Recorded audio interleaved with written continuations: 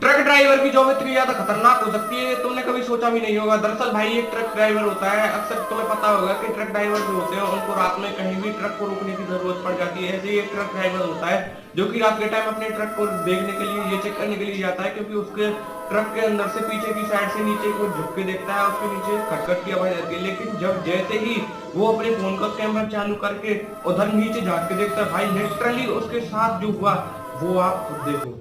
Asahin mo, nahihubi ako sa pangunahan.